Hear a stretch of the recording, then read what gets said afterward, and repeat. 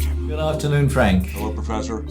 Uh, so we're confronted as usual with a series of new things this week. I suppose what's getting the most attention at the moment is the news that the capture and killing of Osama bin Laden may have been staged and not what it was, not what we were told it was, Hmm. which is really quite an amazing story for a correspondent to put on in the media. And it's interesting that the White House has, as far as I know, simply said it's baseless. Yes. And then there's a lot of efforts, of course, to explain it. And the explanations all are credible. However, and of course, in the first place, it was very difficult to believe that it did, in fact, happen the way it happened. Right. Did you read the Seymour Hersh article? I didn't read the whole article, but I did. I did. And I I have been I've had followed his writing in the past because he's often had interesting things to say that were ahead of everybody else as far as information is concerned. So he gets a lot of attention when he writes something. well, he's not a gadfly by any stretch. No, Do you think so? no. I mean, Um, he's a serious. I would classify him as a serious investigative reporter. Although there was one there was one cardinal case that he broke. That was not. Um, it was not valid. I can't recall offhand what it was, but he was completely bamboozled by it. But I read the article, and I mean the first part of the article. It's sort of a two-part article. The first part is dealing with the actual fact of where bin Laden was and how his location was well known, protected, nurtured, guarded, and sustained by the Pakistanis. and just Right. down the road from the military headquarters. Yeah, just down the road from the military headquarters. The location apparently was picked because of its proximity to the military headquarters, so they could keep a better eye on them. Food was brought in and delivered there by the Pakistani government on a regular basis. The Pakistani government, the ISI, in fact, that's who he kept referring to, was actually providing guards for bin Laden that were taken off that night. And the second part of Hersh's article talks about the actual events of the night when the raid occurred and how it was a little bit of a comedy of errors in that many things happened that shouldn't have happened, and then they were essentially stuck with the body, which preposterously they then transported back to Afghanistan. It was so riddled with gunshots that it was apparently in several pieces, according to the article, and that again, according to the article, members of the SEAL team were cavalierly throwing body parts off the helicopter as it made its way back. And then it even went so far as to question whether or not the burial at sea had occurred, so far as interviewing anybody they could find in connection with the Carl Vinson who had been on the ship at the time. No mention of in the ship's log or from anecdotal evidence that the SEALs had arrived on the ship. And when you read it, especially the first part, the build up to the fact that the Pakistanis were protecting bin Laden for the political reasons that they wanted to protect him, and then with the obvious um, description that they simply had to have known that the world's most wanted terrorist was living 5 miles away from their West Point, and even went so far as to say that the $25 million reward was shared, and they named people who were in the ISI who had actually received the money. So it's a disturbing article. Is anything about the Pakistani, I think it was a Pakistani doctor who Yes, was arrested? yes, he's in there as well.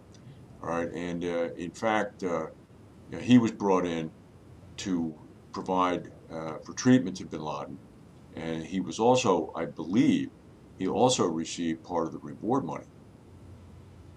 All right, because he was then co-opted by the Americans and lived nearby in the safe house that the Americans then moved into to maintain a closer watch on the facility in Abbottabad. Um, but it's a very compelling read. I mean, whether or not it's true, I don't know. But the first part of it, I mean, where he sets the groundwork geopolitically, I mean, I remember reading it thinking, boy, Professor Spooner would be very interested in this because politically, it all hangs together. So, But and is there at the same time an explanation of why there should be another story? Why it should have been staged? yeah, the Pakistanis didn't want to be seen by by their. So it was a concession to the Pakistanis. Yeah, because there was apparently the whole thing was tipped by the fact that the Americans had signaled that they were turning the financial spigot off. This was it. They weren't going to get any more aid, no more military equipment. A shipment of I forget what it was, maybe fighter planes, I'm not sure which, had been completely delayed and held up.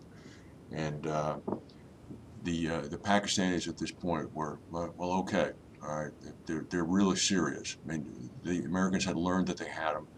Um, and then what happened was the Pakistanis said, "Well, we'll let you we'll let you get rid of him, but it can't be seen as if we had anything to do with it at all. All right, because we really cannot sustain um, what might happen insofar as what's happening on the Arab streets, so to speak. If we're complicit in you killing bin Laden." So So that plan, plans originally included perhaps having bin Laden die in a battle outside of Abbottabad. I mean, it was like the what's that movie, the tail wagging the dog, or the whatever, wag, even forget what it was, but I mean they had gone, so it was all staged according to the article, which I don't, people talk. I mean, I don't know that it could be staged to the degree that Hirsch wrote it out. but it's and there's one other part of it that really needs some explanation. Well, Cy Hirsch is putting himself in a rather difficult political position Well, by revealing it, oh well, he he relishes that position, I think. which is presumably there's going to be a lot of this discussion of this is going to continue for some time, and it's going to be interesting to see what the final evaluation of the relationship between the two stories is and how it affects his standing as a reporter. Yeah, if we ever can find it out. But apparently, all the drama associated with with what we think we know about how they had identified Bin Laden's courier, all of this was not true. Again, according to the article, they had a walk-in to the embassy in Afghanistan, who was a medium-level ISI person who said, we need to talk to somebody. We know where he is. And one thing led to another, and it quickly got elevated up, and it was indeed the case. So, and then negotiations began. How are we going to? The Pakistanis were initially no, you're not going to get them, and then the Americans then began to turn the faucet off on aid, and then ultimately the Pakistanis said, okay, but if you're going to do this, we can't have anything to do with it. So then the article goes on even to say that the Pakistanis removed their guards from the compound that night by agreement, saw the American helicopters as well as the refueling helicopters coming in, but per the agreement did not act.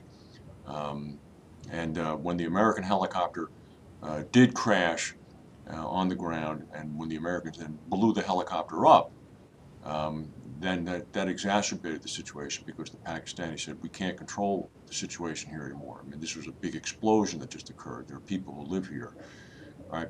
But the SEALs were on the ground apparently for about as long as 35 minutes, which is a long time to be milling around, according to the article. They did not retrieve this treasure trove of documents or flash drives. I mean, they basically just grabbed some stuff and were waiting around for the second helicopter to come.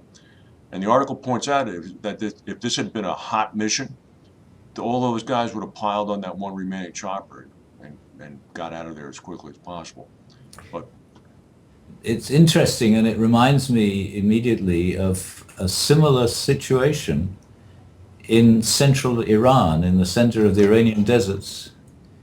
Uh, at, yeah, at the end of Desert the One with Charlie presidency, Beckwith and all that. where one helicopter crashed, and they had a similar. The American personnel had a similar problem, although it wasn't the same sort of issue in terms of the finances versus the politics.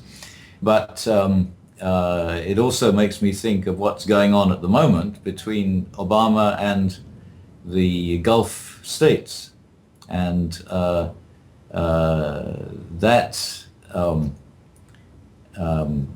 obviously is much more complicated, more money, more people involved, but potentially there's money involved there as well. Oh yeah, yeah. And somewhere somebody is going to be bribed, or at least money is going to be part of the solution to the problem of who's going to agree with whom and what's going to eventually happen. I'm sure you're correct. Yeah, I'm sure you're correct. I mean, you have I mean, the Saudis are now almost saying it officially that if the Iranians are going to emerge from any agreement with any remaining nuclear capacity, then that means that the Saudis are going to match that nuclear capacity ASAP. But once again, the current situation wouldn't have evolved in anything like the way it has if America hadn't imposed sanctions on Iran immediately after the Iranian Revolution. Well, that could be true, but yeah, yeah, I see. Yeah, yeah, So, I mean, yeah. we're dealing with a series of situations in which it's American interference in what's going on locally in the Middle East that creates problems that are difficult to resolve. Um, but they're not seen in this light, and I wonder how long it will take before it is realized that America can't continue to decide what's right and what's wrong, police the area, and then control the outcome. Well, I don't think there's any thinking policymaker in this country who would not disavow that generation of support that had been given to the Shah of Iran. All right. I mean, I think that that's pretty much established now. Mm. I would hope anyway. All right. And that if there had been any moderate signals from Khomeini back then and no hostage crisis, by the way, Mhm. let's not Mhm. overlook that, then things perhaps might be vastly different. But things got so bad so quickly Yeah. that I mean nobody it seemed knew what to do. I mean there were extremists on both sides. I mean Hmm. the Ayatollah and then Jimmy Carter, who at that point felt that a line had been crossed that he had to respond with, and and he did. So So uh, we have to wait and see what evolves from these things. Well, I'm sure we'll revisit the situation in future weeks. yes, The other thing that I have on my mind is that the problem of migration is becoming more and more difficult to handle. And we now have three um, versions of it in different parts of the world. One Australia, one Thailand, and of course the main one that most people know about is Europe. right, right.